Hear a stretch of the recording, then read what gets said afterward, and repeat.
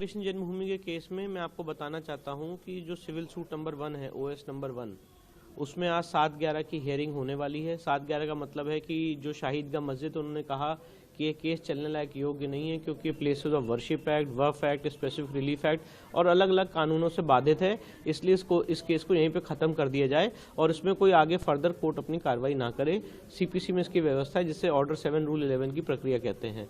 आज संभवतः शाहीदगाह मस्जिद की बहस कंप्लीट हो जाएगी और हिंदू पक्ष की तरफ से सूट नंबर 1 में मैं अपनी बहस शुरू करूंगा और हमारा बेसिक रूप से कहना यह है कि ये case places of worship act से बाधित नहीं है, वक्फ एक्ट से बाधित नहीं है और जो जितने हमारे लीगल आर्ग्यूमेंट्स हैं, तर्क हैं, वो सारी बातें हम कोर्ट के सामने कंपाइलेशन और रिसर्च के बेस पे रखने वाले हैं। अच्छा, 7/11 का मसला इन्होंने ज्ञानवापी में उठाया था, राम मंदिर में भी उठाया था, कोर्ट का क्या व्यू होता है इसको? देखिए, 7/11 का मसला जो ज्ञानव्यापी में उठाया था, उसको यहाँ पे ऑनरेबल इलाहाबाद हाईकोर्ट ने 19 दिसंबर को honourable mister justice Rohit Ranjan Agarwal ने डिसमिस कर दिया और कहा कि ये केस चल सकता है और धार्मिक स्वरूप तय करने के लिए कोर्ट में केसेस फाइल किए जा सकते हैं।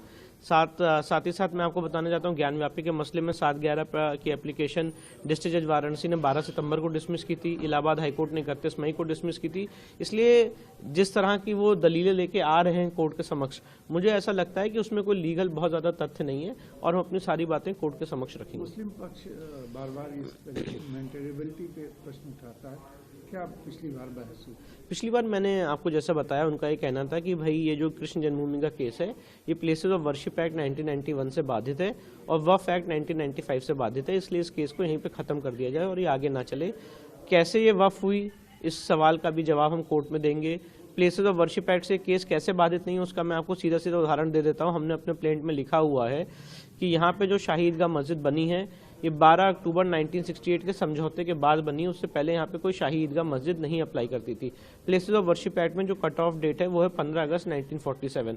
तो कट ऑफ डेट के बाद यहाँ मस्जिद बनाई है, तो प्लेसेस ऑफ वर्शिप एक्ट का उल्लंघन शाही ईदगाह मस्जिद ने किया है। ये सारे हमारे मूलतः एक प्राइमा फेसाई तर्क हैं जो कोर्ट के सामने रखे। समझौते की बात आती है तो क्या ये लीगल समझौता है या नहीं? देखिए, टोटली इलीगल समझौता है क्योंकि सुप्रीम कोर्ट ने राम मंदिर के केस में 2020 1 SCC पेज 1 में स्पष्ट रूप से कहा है कि देवता की संपत्ति के साथ कोई भी एलिनिएशन नहीं कर सकता है और अगर देवता की संपत्ति के साथ गलत ढंग से एलिनिएशन हुआ है, उसको किसी ने बेचा है या किसी और को दे दिया है और अगर उस समय शिवायत ट्रस्ट नेग्लिजेंट रहा है, तो भक्त भी सामने आ सकते हैं और देवता स्वयं सामने आ सकते हैं। इसलिए जो पूरा केस है भगवान कृष्ण लला विराजमान की तरफ से यहाँ पे फाइल किया गया है। इलाहाबाद हाईकोर्ट में सारे मामले का ओरिजिनल ट्रायल हो रहा है। इसलिए मुझे ऐसा लगता है कि 7/11 की जो प्रक्रिया है, कोर्ट के सामने अपने बहस रखेंगे और कोर्ट के ऑर्डर का वेट करेंगे।